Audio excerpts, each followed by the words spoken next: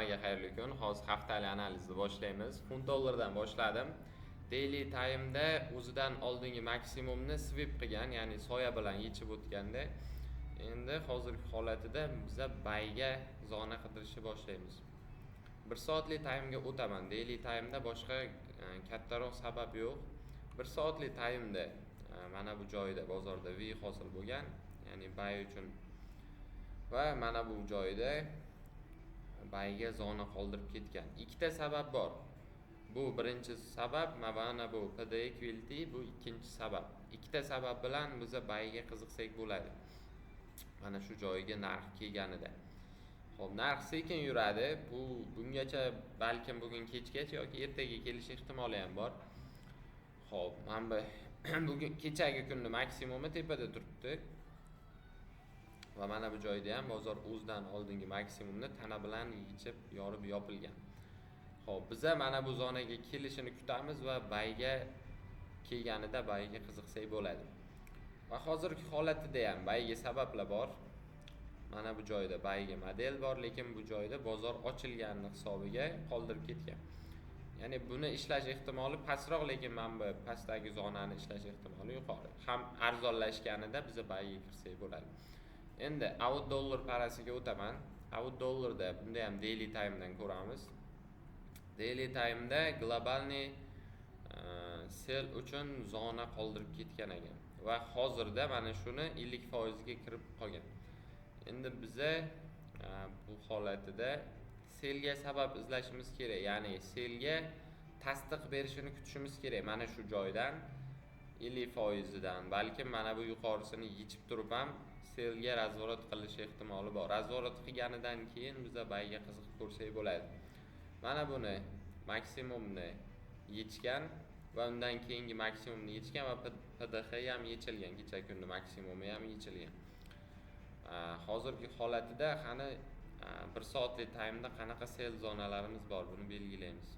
Yuqorisida sellga zona qoldirgan ekan.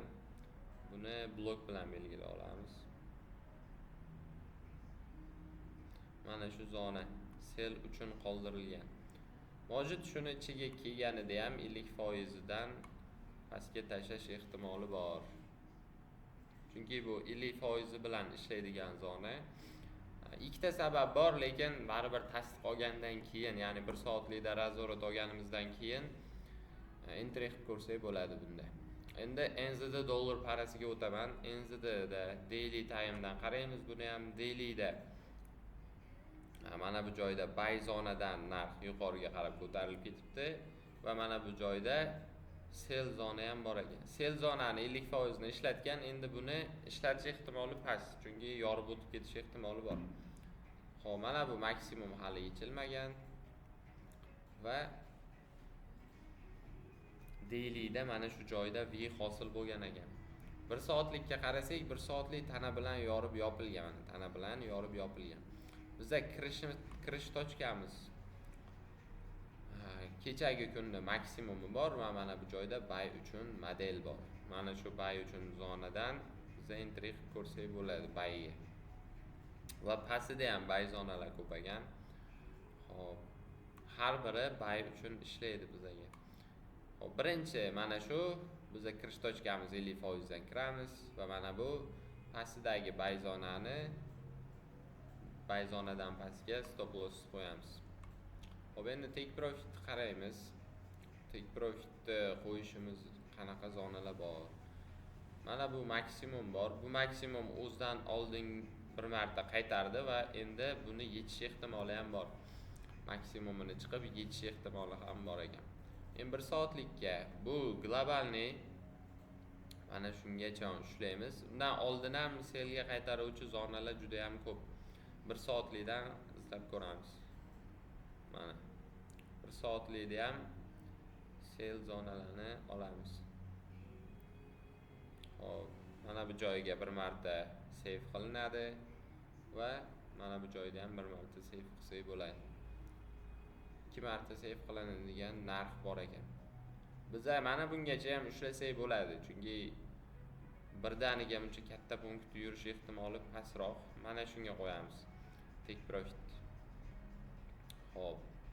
mana shu holatda kelganida bayga entry qilib ko'ramiz. Pastida mana bu joyda bay zona bor. Buni blok bilan belgilamagan edim. Endi belgilab qo'yamiz. Xo'p, stop lossni shuni pastiga qo'ydim. Kirish tochkamiz mana shu joy 0.58.983 zonasi. Endi USD Chief parasini ko'ramiz. USD Chiefda buni ham dailydan ko'ramiz. Nimaga dailydan ko'raman? Globalniy sabab bilan yo'nalish izlashimiz uchun. Xo'p, bunda globalniy trend shakllantirgan. Globalniy trend. Mana shu ko'rinishda. Endi 1 soatlikka o'taman. 1 soatlikda ham anchadan beri bozor range'da qolib ketgan va trend shakllantirgan ekan. Mana bu trend. Buni hali yormagan. Bir marta men maksimumini yechib kelib, keyin yorish ehtimoli ham bor. Hozir ham tana bilan yorib qo'yish ehtimoli bor ekan. Hozircha buni yormagan. Endi yorish ehtimoli bor, lekin mana bu yorgan bo'lishi ham mumkin. Biza mana bu joydan уже sell ga entry qilsak bo'ladi.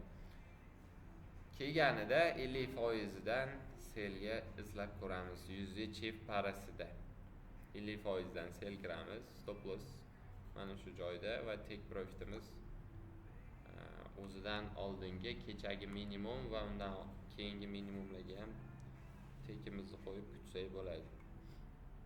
Bu USD Chief parasidagi analiz. Endi USD CAD oxirgisini ko'ramiz. USD CAD parasi. USD CADda bozor globalni qulab kelyapti.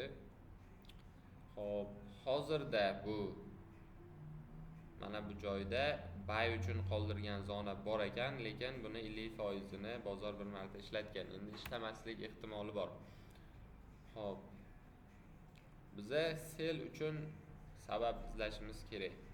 Mana bu joyda sell ga zona qoldirgan. Endi 1 soatlikka o'taman. 1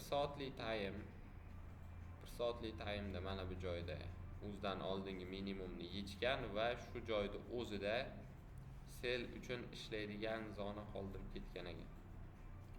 Eng aktiv zonalardan biri. Bu ham bizaga sell uchun ishlaydi. Bu ham bizaga sell uchun ishlab beradi.